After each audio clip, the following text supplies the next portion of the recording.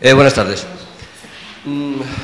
Aunque tu intervención ha sido sobre el empleo verde, yo quisiera que dijeras algunas palabras en lo que no se suele hablar prácticamente nunca, que es la regeneración democrática, otros ámbitos dentro de lo que es o debe contemplar un partido político, que no es exclusivamente la economía, y dentro de la economía las alternativas verdes.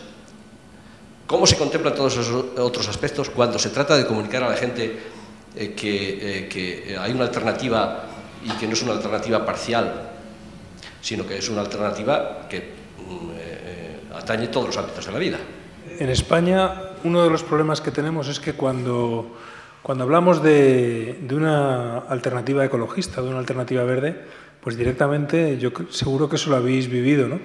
Para una gran parte de la población es como, bueno, estos son los ecologistas. La gente nos mira con simpatía, pero con una simpatía un poco paternalista, ¿no? Estos son los ecologistas, sí, está bien, ¿no? Los pájaros, las ballenas y tal. Y yo, no, oiga, es que nosotros estamos haciendo una propuesta, yo creo que mucho más reflexionada de la del partido que está en el gobierno, por ejemplo, ¿no? Que yo creo que no tiene mucha reflexión, y la prueba es que no tiene nada que ver el programa electoral con el que se presentaron con lo que están haciendo, ¿no? Y uno de los aspectos clave para nosotros en el que estamos incidiendo más, y que era además nuestro eslogan electoral, era reinicia la democracia. Que luego, por cierto, he visto, por ejemplo, que Jordi Évole en su programa de Salvados utiliza mucho lo de reinicia y tal, y yo pienso, joder, ya podía citar la fuente, pero bueno, ¿qué vamos a hacer? Efectivamente, nosotros entendemos, como yo creo que mucha gente en la calle, muchos movimientos ciudadanos, que el régimen español, el régimen del año 78, está haciendo aguas por muchas partes. Es un poco como una camiseta que se nos ha quedado pequeña. Porque es un régimen que se constituyó en un momento de la historia de España, en el cual España salía de una dictadura y seguramente tenía unas necesidades concretas que son muy distintas a las que tiene hoy. Probablemente en aquel momento se optó por una determinada ley electoral porque se consideraba que había que hacer gobiernos estables. Hoy esa ley electoral lo que está haciendo es castigar a las opciones más pequeñas, hasta el punto de que en este momento el Parlamento, por ejemplo, no representa la realidad de la diversidad de pensamiento que hay en la sociedad española. Incluso tenemos la paradoja de que un partido que tiene el apoyo solamente del 30% de la población, sin embargo, tiene todo el poder absoluto prácticamente en todas las instituciones, ¿no? Entonces, eso es una incorrección democrática. Como hay otras muchas que están emergiendo continuamente, prácticamente cada día. Una de ellas la estamos viendo ahora de una manera muy insistente, que es, bueno, pues todo lo que nos está trayendo el conocimiento de lo que está ocurriendo en la monarquía, por ejemplo, ¿no? Que es consecuencia en gran parte de otro aspecto que también es muy relevante, que es la falta de transparencia en la cual está inmersa la democracia española. El hecho de que los partidos se hayan convertido en estructuras prácticamente cerradas, estructuras de poder, donde el ciudadano tiene muy poca capacidad de influir, de participar. Eso es lo que hace que una opción como Equo sea atractiva para mucha gente. El hecho de que Equo pues, da voz, da participación, todas las listas electorales se hacen a través de elecciones primarias. Yo oigo algunas veces a otros partidos, por ejemplo, recientemente el PSOE, diciendo, no, estamos estudiando la posibilidad de hacer primarias y tal. Y entonces en Galicia van a hacer unas primarias y se monta un lío. Y entonces las primarias son muy fáciles de hacer. El siglo XXI, además, te da herramientas, como son las herramientas informáticas, para trabajar de una manera muy fluida para hacer este tipo de cosas, ¿no? Una de las cosas que más me llamó la atención cuando iniciamos este camino y de cara a las elecciones del 20 de noviembre fue que cuando la Junta Electoral Central, cuando nos pusimos en contacto con ellos y dijimos, oiga, es que nosotros nos queremos presentar y tal, ¿y qué tenemos que hacer para recibir la documentación suya? Y nos tienen que dar un número de fax. Y digo, no, es que nosotros no tenemos fax. Dice, no, es que nosotros nos comunicamos por fax, solamente se comunican por fax. El fax es una herramienta de comunicación de aquellos años, es decir, eso visualiza muy bien cómo se ha quedado nuestra democracia, se ha quedado antigua. Es una democracia de fax. Y hoy estamos en el siglo XXI, estamos en Twitter, tenemos otras herramientas de comunicación, por lo tanto, y por eso nosotros hablamos de la necesidad de un proceso constituyente para crear entre todos una nueva Constitución que responda a la realidad del siglo XXI y que no nos cuenten milongas. La Constitución se puede cambiar. Ellos la cambiaron hace 2 años cuando quisieron cambiarla para meter la prioridad del déficit de forma totalmente ajena a la ciudadanía y la cambiaron de un día para otro. La Constitución puede cambiarse y que no nos sigan vendiendo la historia de que tenemos una democracia perfecta, etcétera, etcétera. No lo es, no lo es. A lo mejor lo fue en su momento, pero ahora no lo es. Y hay muchas cosas que cambiar. Y nosotros reclamamos esos cambios y lo estamos haciendo en Madrid, lo estamos haciendo aquí en Extremadura también, donde, por cierto, algún partido que está cogobernando debería mojarse, porque dicen que, Izquierda Unida, hablo en concreto, Izquierda Unida dice que está en contra de la ley electoral, pues que lo demuestre aquí, que exija al gobierno del Partido Popular un cambio de esa ley electoral, eliminando, por ejemplo, el porcentaje mínimo exigido para poder tener representación, que es una barrera totalmente antidemocrática. ¿Por qué? Si por una distribución proporcional de los votos te corresponden X escaños, ¿por qué no vas a tenerlos? Porque no cumplas un porcentaje. Eso es antidemocrático. Cada partido debería tener los escaños que le correspondan en función de los votos que ha recibido. Por lo tanto, algunos partidos deberían poner sus palabras en hechos reales allí donde tienen la capacidad de hacerlo. En Extremadura, en Andalucía, en Asturias, etc. Llevo cosa de 2 semanas o así diciendo voy a una charla de Equo, voy a ver a Juancho y demás. Y muy poca gente sabe realmente lo que es Equo.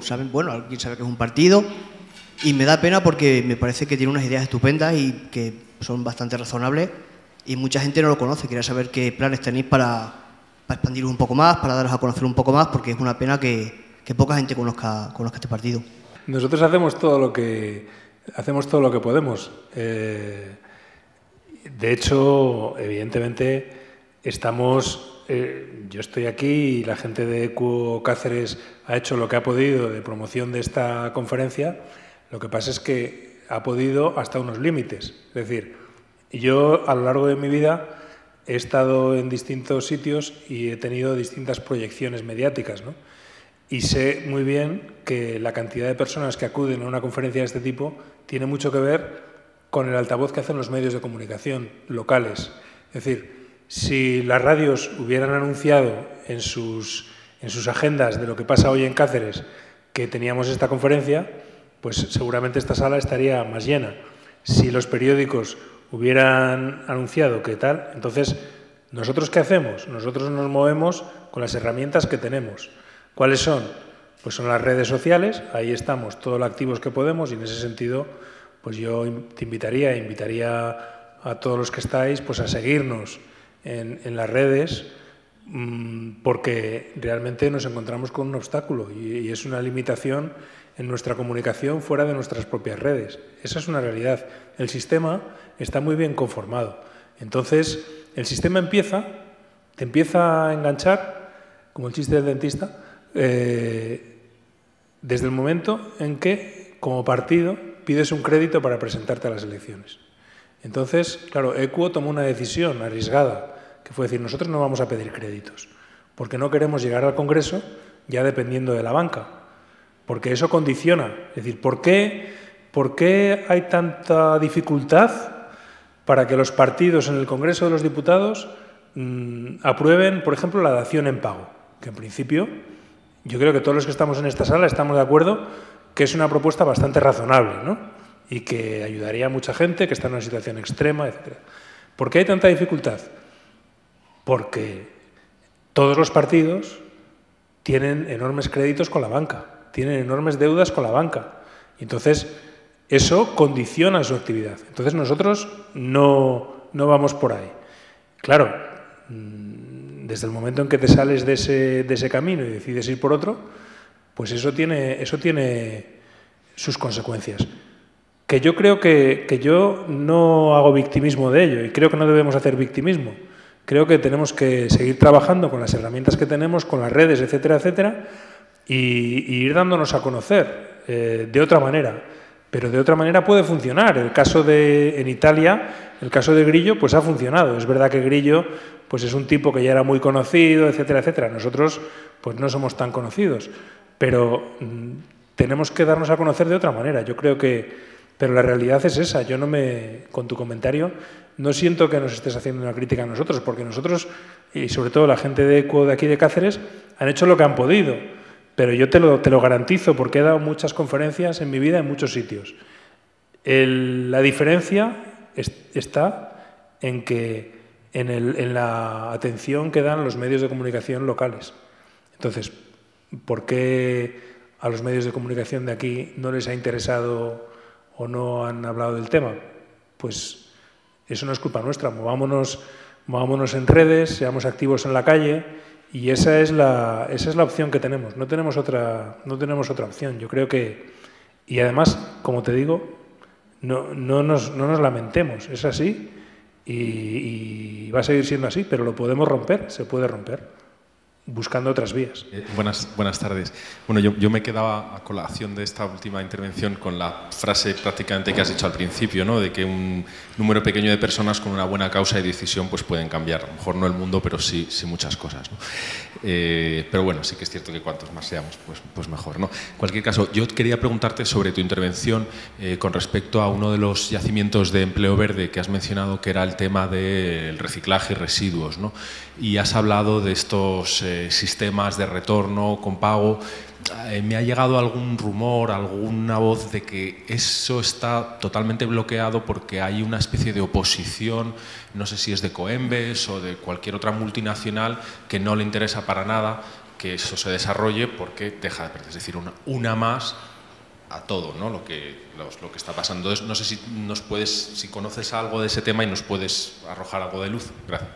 En España, la gestión de los envases y embalajes está derivada a una empresa que se llama Ecoembes, que cobra de las distintas empresas pues un tanto por ciento pequeñito por cada envase, y luego ellos en teoría lo gestionan, ¿no? Esto es un gran negocio, porque ellos reciben mucho dinero y luego la verdad es que dan un servicio, desde mi punto de vista, muy poco eficiente, porque es lo que se llama el cubo amarillo, ¿no? Hay varios bloques de basura. Está el vidrio, que funciona por su cuenta, que es Ecovidrio, el que lo gestiona; el papel, que funciona por su cuenta; el cubo amarillo, que son de los envases y embalajes, y son estos los que son una empresa, y es un buen negocio, y no quieren que haya otros que entren en ese negocio, simplemente. Y entonces, como el sistema de devolución y retorno es competencia dentro de su negocio, ellos tienen el monopolio y no quieren, bajo ningún concepto, que eso se introduzca en España. Efectivamente, es un tema puramente de que no me quiten el negocio. Lo que pasa es que el sistema de devolución y depósito es mucho más de retorno, es mucho más eficaz, porque el consumidor va a ser más proclive a devolver sus envases si cobra por ello, si recupera lo que ha invertido o lo que ha pagado, que es un poco volver al tradicional sistema que todos hacíamos, de llevar los vidrios a la tienda y tal, ¿no? Entonces es un tema puramente efectivamente, de que no les quiten el espacio a esa empresa Ecoembes. Es así, desgraciadamente, porque es un escándalo, pero bueno. ¿Qué opinión tiene ECUO con los scratches? Los ciudadanos tienen que tener otra forma de presionar, porque creo que ni con las manifestaciones, ni con todo lo que se está haciendo, ellos van a su bola, y nosotros ya es que hay ciudadanos que ya es que nos vemos tan impotentes, claro, y tan desesperados por muchas cosas de las que estamos viendo a nuestro alrededor, que la verdad, a mí lo de los scratches, no sé cómo te lo podría yo decir, pero yo lo veo una forma de que ya los políticos se posicionen de alguna manera. Evidentemente es una medida extrema, es una medida que a nadie le gusta hacer, y cuando se ha llegado a ese punto es porque el nivel de desesperación es muy alto, ¿no? Entonces, en ese sentido, yo creo que, desde luego, en primer lugar, es completamente inaceptable la criminalización que se está haciendo, porque realmente es una medida desesperada, es pacífica, por lo tanto las comparaciones que se están haciendo pues son, vamos, desde mi punto de vista, inaceptables. Y efectivamente es una medida que a nadie le gusta, ni a los que la hacen ni a los que la reciben, pero es una medida desesperada ante una situación desesperada y realmente que está mostrando pues la necesidad de un cambio urgente en el tema de la ley hipotecaria. Es que eso es lo que se está demandando, no se está pidiendo más. Y en ese sentido, pues nosotros desde luego, vamos, defendemos totalmente en ese sentido, ¿no? Como medida, y además porque las acciones, y sobre acciones no violentas, pues algo podemos hablar, las acciones tienen un sentido político y como tal deben tenerse en consideración, ¿no? Es decir, no puede, por hablar de otro ejemplo, no puede considerarse que Sánchez Gordillo entre en un supermercado para hacer una acción, digamos, de llamar la atención, no puede considerarse un robo en un supermercado. Son cosas diferentes, ¿no? Y esto es exactamente lo mismo, ¿no? Al hilo de lo que se estaba hablando ahora, quería saber si el partido o la organización tiene previsto acciones de este tipo para darse a conocer, estilo Greenpeace de antes. Yo creo que las acciones deben hacerse desde, digamos, la convicción de la causa que te mueve a hacerla, ¿no? Esto es algo que cuando estábamos en Greenpeace pues se hablaba mucho, ¿no? Se decía, es que Greenpeace es una foto. Y dice, bueno, no, es una foto porque hay una causa que te lleva a hacer esa foto, ¿no? Nosotros, lo que pasa es que, vuelvo a lo que decía antes, nosotros hacemos acciones de este tipo. No scratches, pero hemos hecho otras muchas cosas y otras que seguimos convocando, etcétera. El problema es que existe realmente una, y eso es así, ¿no? Una dificultad con los medios, ¿no? No tratan igual a un partido que a un movimiento social, eso es así. Pero sí que estamos haciendo algunas y vamos a hacer más, claro que sí. Más acciones, digo. Sí, intentando que sean mediáticas. Otra cosa es que una cosa es que tú la definas como mediática y otra cosa es que los medios quieran hacerla mediática. Pero hay que intentarlo, claro que sí.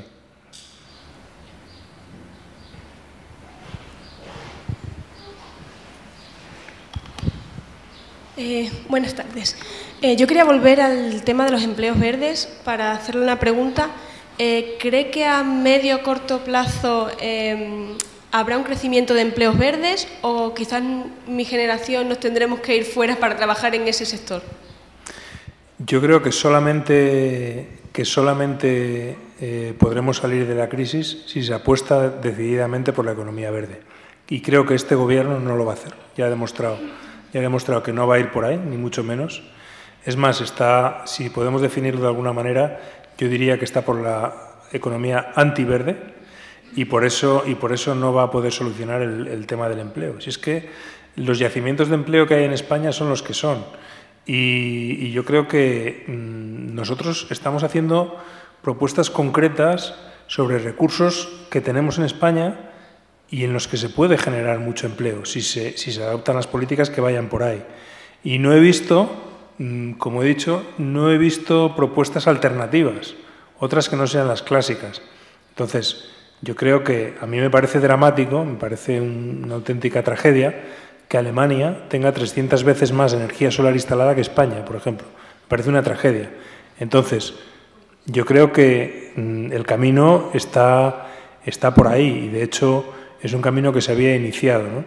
Hay otras medidas sobre las que no hemos hablado que creo que también son necesarias y sobre las que habría que profundizar, como por ejemplo, y que van totalmente en contra de la marea actual, pero que son imprescindibles, como es la reducción de la jornada laboral, aquello que se decía antes de trabajar menos para trabajar todos, ¿no? Yo creo que eso es fundamental, es decir, no creo que en el corto plazo en España seamos capaces ni siquiera con la economía verde, de generar 6 millones de empleos. Creo que eso no va a ser posible.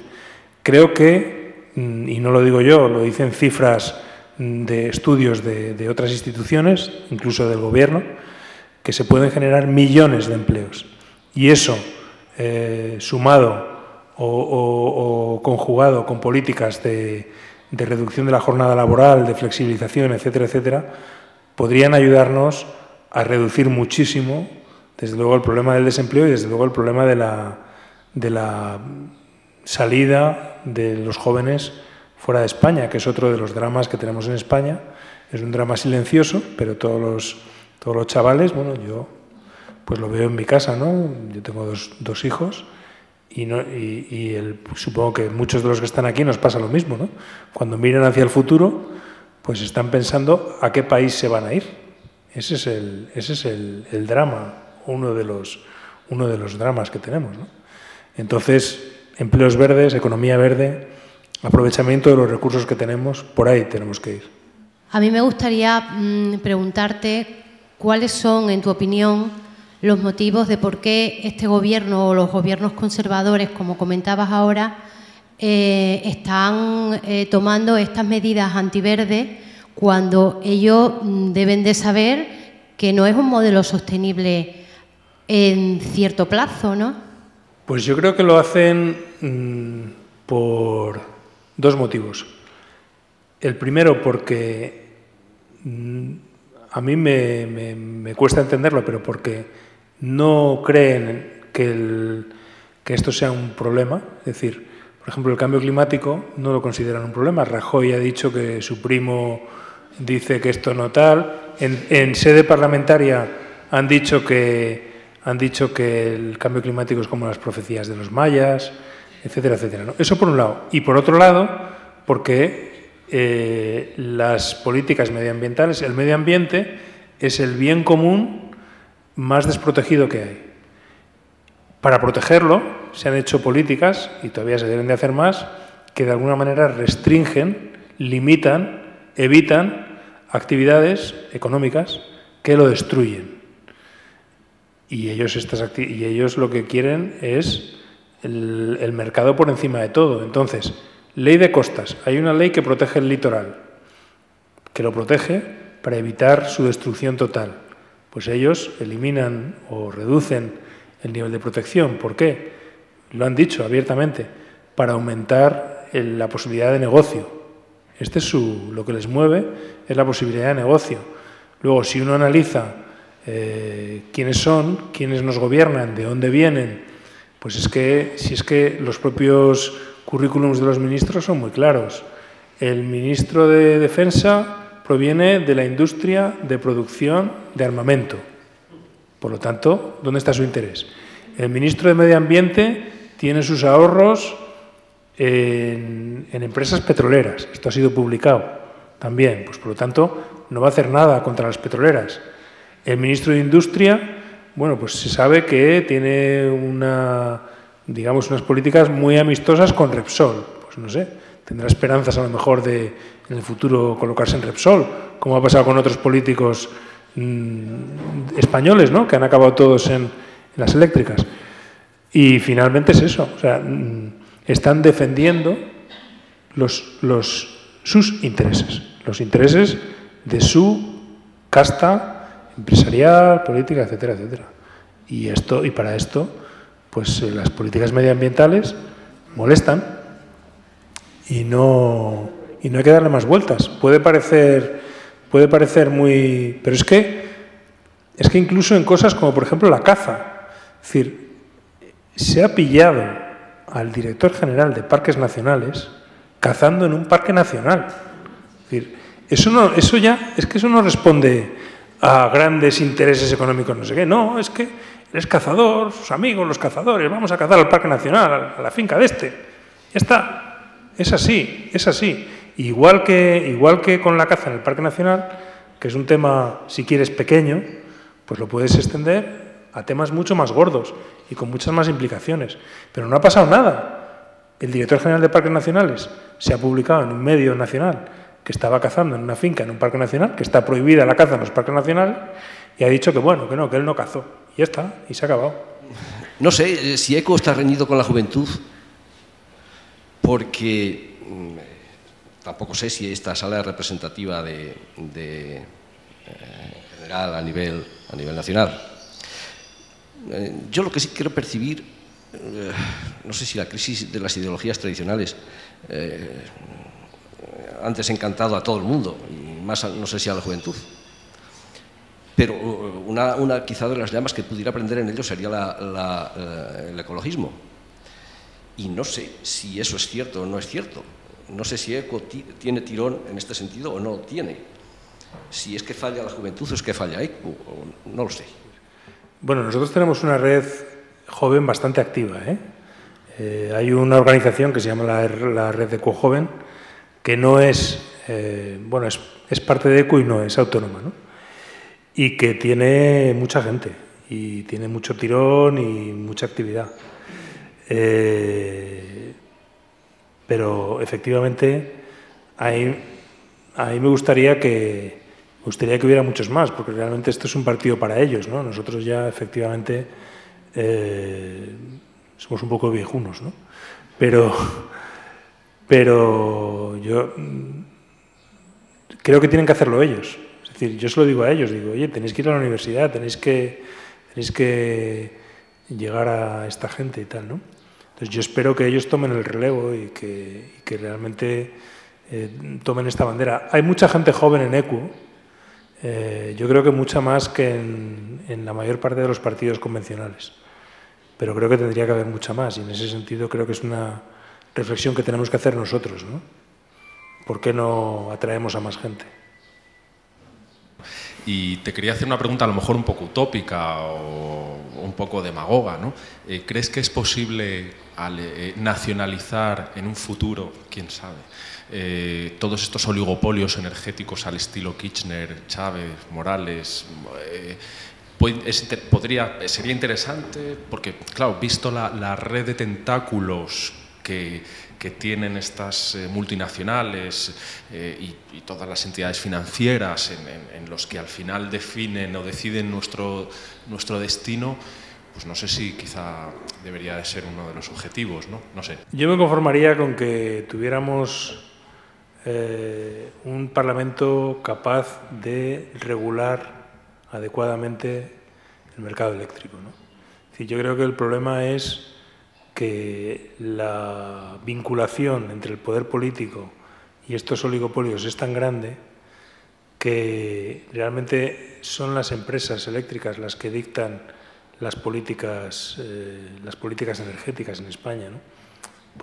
Eso sería otra conferencia, pero se podría explicar muy bien por qué se han tumbado las renovables, cuáles son los intereses que hay detrás, el tema de las plantas de ciclo combinado, que creo que, por cierto, aquí en Extremadura hay alguna que se ha construido recientemente, o había algún proyecto. Hay un proyecto, ¿verdad? Estuve hace unos años.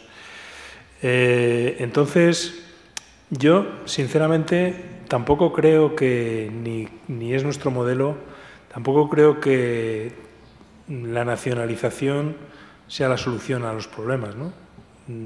Creo que no. Creo que en el caso de Venezuela, a lo mejor, que es productor de petróleo, etcétera, etcétera, pues, o el caso de Argentina, puede tener un cierto sentido en lo que se refiere a la producción de recursos naturales, pero aquí estamos hablando de la gestión de un mercado y eso yo creo que puede hacerse si hay una regulación adecuada. El problema es que la regulación la dictan los mismos dirigentes de las empresas, ¿no?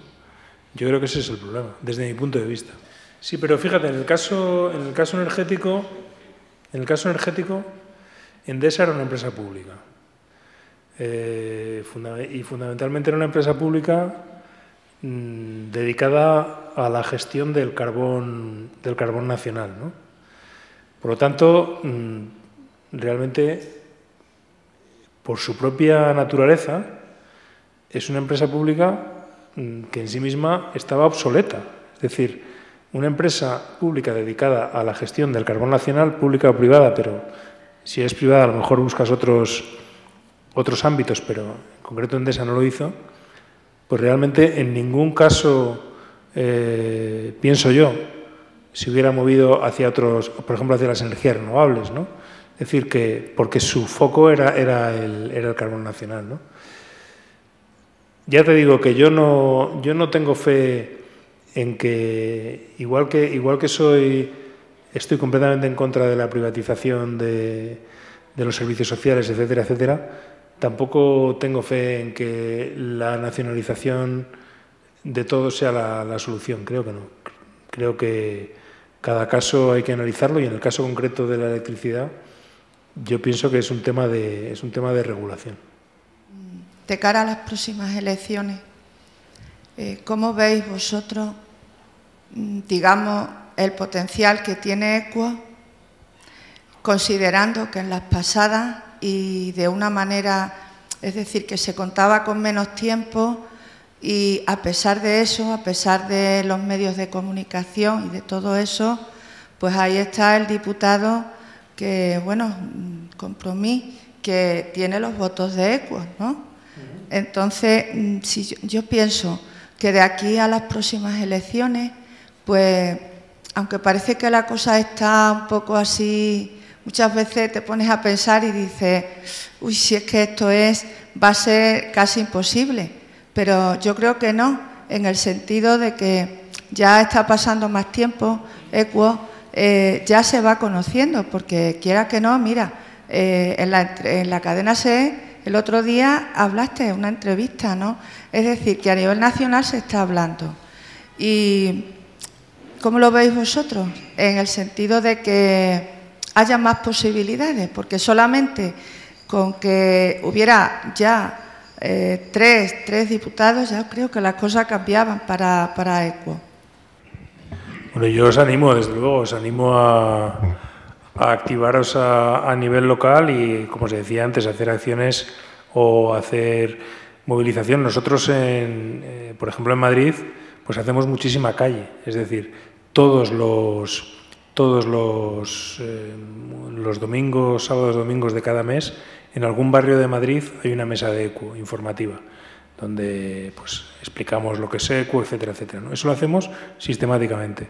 Luego, en las manifestaciones, que eso es algo que yo creo que tenéis que trabajar un poquito, somos muy visibles. Es decir, siempre cuando hay gente de Equo, siempre llevamos banderas, siempre llevamos pancartas, de tal manera que mucha gente nos conoce en las manifestaciones y dice, anda, ¿y estos quiénes son? Y nos preguntan y tal, ¿no? Entonces, yo creo que eso es otra forma también de darse a conocer en las movilizaciones en las que ya estamos, porque vosotros vais a esas manifestaciones, ¿no? Lo que pasa es que seguramente no vais visiblemente como Equo, ¿no? Porque yo creo que de aquí a las próximas elecciones ahora tenemos un cierto periodo de tranquilidad, pero que nosotros tenemos que aprovechar mucho, porque es lo que se decía antes ahí por detrás, ¿no? Que tenemos mucho trabajo que hacer para darnos a conocer, ¿no? Y en ese sentido, bueno, hicimos un plan de desarrollo territorial que lo tenéis por ahí, y en el cual pues se hacen una serie de propuestas que van en el sentido de, por ejemplo, de hacer presentaciones, activamente presentar Equo en los pueblos, en los barrios. Yo incluso hacía una propuesta que era decir, a través de las redes sociales, decir, ¿quieres que presentemos Equo en tu barrio? Y entonces la gente porque una cosa que nos encontramos con mucha gente de Equo es que, como nos conocen a través de las redes sociales, por ejemplo, etcétera, etcétera, pues es gente que se encuentra relativamente sola, ¿no? Es decir, dice, yo soy de Equo, me gusta Equo, tal, pero estoy solo, no hay nadie aquí que... Entonces, pues a lo mejor, si esa gente se anima y organiza una presentación, pues eso pues te lleva a un barrio, a un pueblo, y dices, oye, el lunes tal, yo qué sé, aquí, en Cáceres, mañana, pum, presentamos Equo, tal. Ese trabajo tenemos que hacerlo. Es decir, yo soy optimista de cara a las próximas elecciones, porque efectivamente creo que para el tiempo que tuvimos, los votos que conseguimos pues fueron muy importantes, el número de votos que se consiguió, pero creo que tenemos que seguir trabajando, porque tenemos el hándicap importante de que no nos van a ayudar ni las encuestas ni los medios de comunicación.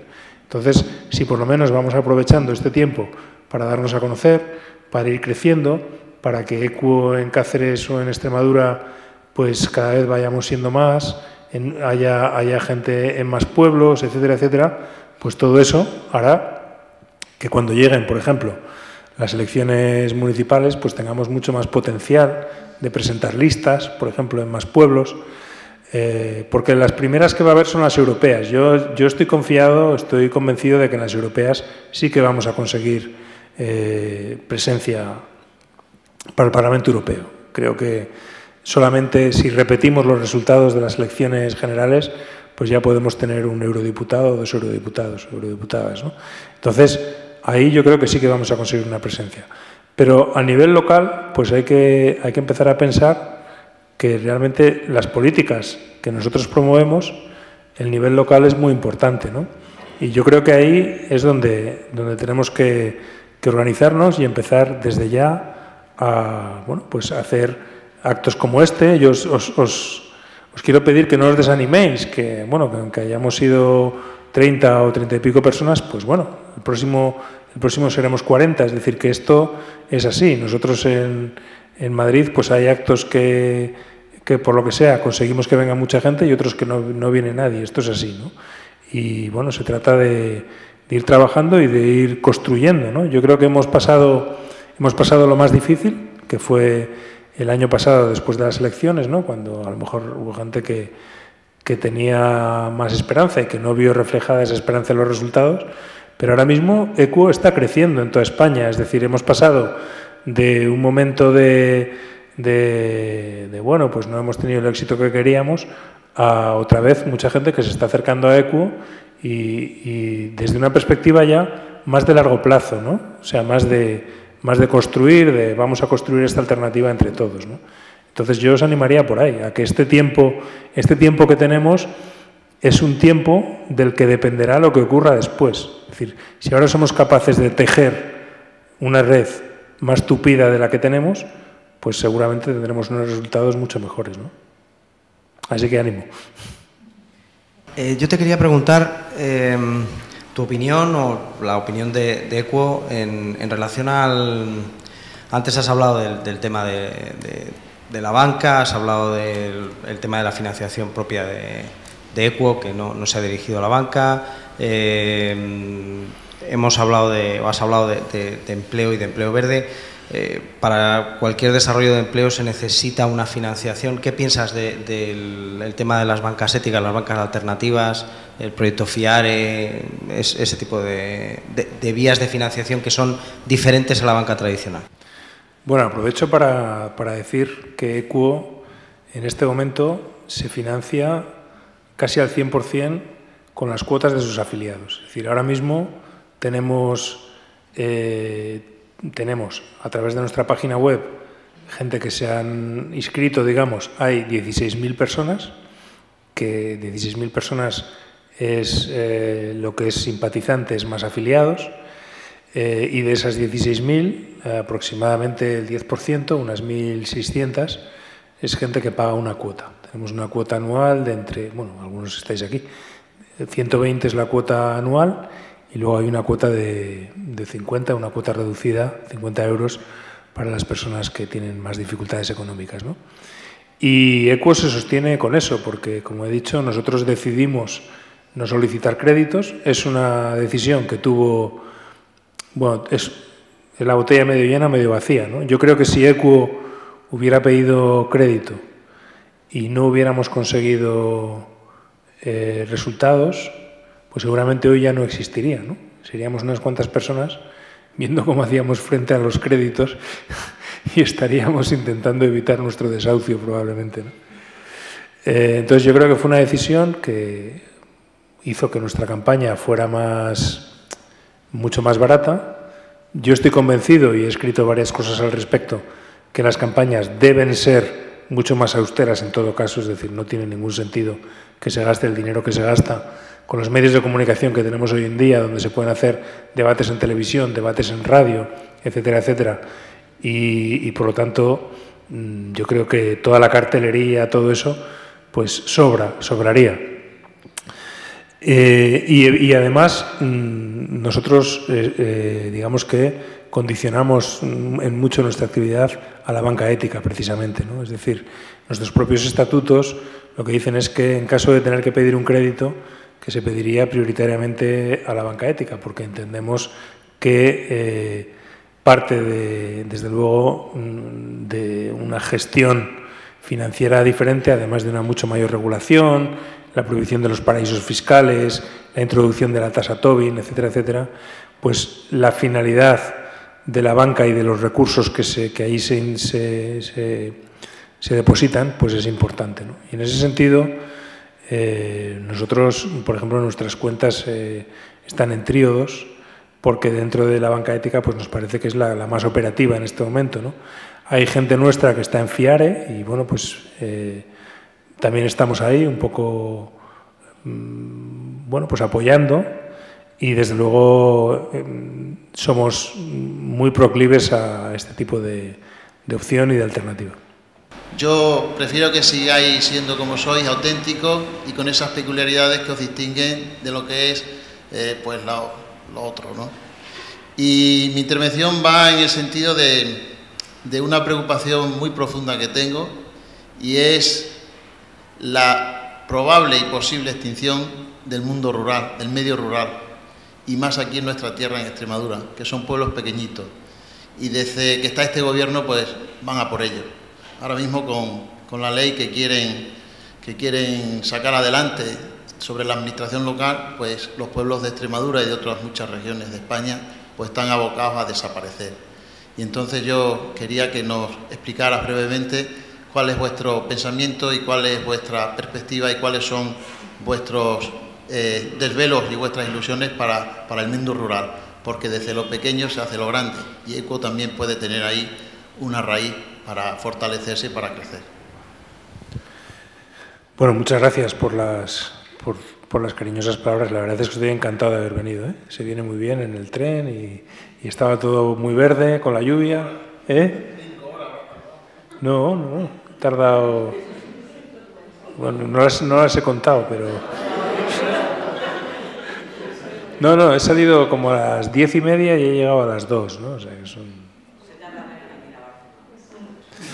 Bueno, da igual, me gusta viajar en tren, la verdad es que además el tren te permite trabajar, yo por lo menos voy con el ordenador haciendo cosas, y realmente en el tren vas viajando, vas viendo el paisaje y es como si estuvieras trabajando en la oficina, o sea que yo fenomenal, vuelvo cuando queráis.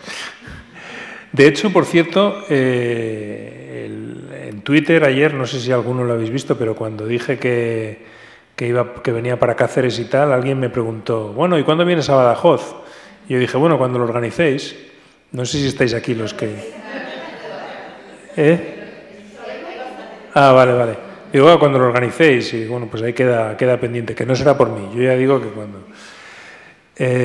Bueno, el tema del mundo rural, pues es verdad que es un reto que tenemos pendiente muy importante, ¿no? Y ahí, desde luego, os pedimos que nos echéis una mano, porque hay mucho en lo que nos podéis ayudar desde las zonas donde el mundo rural tiene más peso, ¿no? No es un secreto decir que nosotros somos un proyecto que nace fundamentalmente urbano, ¿no? Nacemos sobre todo nuestra presencia más fuerte es en las grandes ciudades, pero desde luego en lo local y en lo pequeño, yo estoy de acuerdo contigo, es donde van a venir las soluciones a todo lo que estamos hablando, y en gran medida de la gente que está explorando en el mundo rural muchas cosas, ¿no?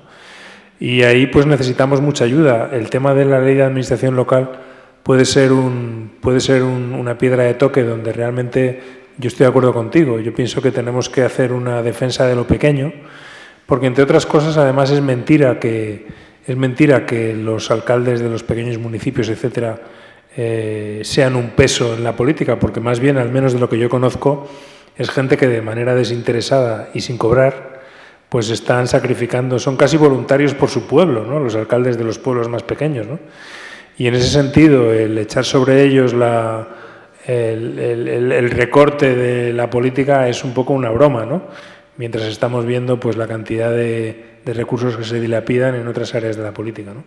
Y creo que efectivamente ahí probablemente podemos jugar un papel, pero necesitamos ayuda. Nosotros la verdad es que somos pocos y tampoco tenemos todavía pues capacidad para elaborar todo lo que nos gustaría elaborar sobre estas cuestiones, ¿no? Entonces, en ese sentido, yo os devuelvo la pelota y digo, pues oye, desde aquí a lo mejor podéis hacer alguna propuesta. Tenéis ahora la asamblea de ECO Extremadura, ¿no? Pues tal vez lo deberíais mirar y lanzar desde aquí, desde Extremadura, ¿no? Un llamamiento de ese tipo que podría ser muy interesante y muy enriquecedor para ECO. Yo quería consultarte sobre algo que me da un poco de miedo, y Europa ahora mismo, el Parlamento Europeo, el Consejo Europeo, todo esto que antes era lo que votaba, lo que parecía que estaba ahí arriba, pues ahora casi todo, o por lo menos aquí, lo que influye en España es Alemania. El resto de las votaciones que se hacen es algo del pueblo, digamos, que vota a Europa y demás. Eso parece que ahora mismo no existe o está un poco en segundo plano. Quiero saber esto para dónde va, si interesa seguir así en Europa, si Alemania va a seguir siendo la que dicte y el resto va a obedecer, o qué opinas sobre este tema. Europa nos está machacando, por lo he dicho antes, porque está gobernada por políticos conservadores, por políticos que responden a los intereses del Fondo Monetario, a los intereses de los mercados y a los intereses de las corporaciones. Y lo que hay que hacer es romper eso y construir otras mayorías en Europa, empezando por Alemania, donde hay gente que está trabajando por construir esas mayorías, pero es difícil. Pero es que, o sea, yo no creo en la salida fácil de decir el problema es Europa, no. El problema es la derecha conservadora que está gobernando para los mercados financieros. Ese es el problema. En Europa, en el Fondo Monetario Internacional y en todos los organismos, digamos, financieros, ¿no? Y el problema es que no se quieren regular los mercados financieros, que no se quieren prohibir los paraísos fiscales, que no se quiere introducir la tasa Tobin, que no se quiere crear una banca única europea, pero eso son decisiones políticas. Y podemos decir, puede ser muy atractivo ahora mismo decir, salgamos de Europa, bueno, bien, pero luego vendrá el FMI, entonces ¿cuál es la siguiente? ¿Salimos del mundo? Pues no. Yo creo que lo que tenemos que hacer es cambiar Europa, y esa, desde luego, va a ser nuestra apuesta. Y por eso ECO pues apuesta claramente por ser parte del Partido Verde Europeo, donde también, para influir en las políticas del Partido Verde Europeo, hace falta una mayor presencia del sur de Europa. Es que nosotros nos estamos encontrando, por ejemplo, que en el Partido Verde el sur de Europa prácticamente no existe. Pero no existe por lo mismo, porque los ciudadanos aquí, y en Italia y en Grecia, no votan a los verdes. Entonces, el Partido Verde, o sea, yo creo que nosotros necesitamos ser fuertes también para que el Partido Verde tenga políticas mucho más afines a lo que nosotros estamos demandando, ¿no? Entonces, yo creo que tenemos que abandonar, digamos, hay una frase de Confucio que a mí me gusta mucho, y es que dice, prefiero encender una vela que maldecir la oscuridad, ¿no? Y eso es un poco ECO. ECO es una vela en medio de la oscuridad. Entonces, luchemos por encender luces en Europa, ¿no? Y por cambiar Europa. Pero Europa es una buena idea. No la rechacemos por lo que están haciendo los que ahora mandan en Europa, que es lamentable. Echémosles a ellos. Pues si me dejas terminar con una frase, mucho ánimo a ECO Extremadura, que seguid ahí peleando y encendiendo luces en la oscuridad, y vamos adelante. Muchas gracias.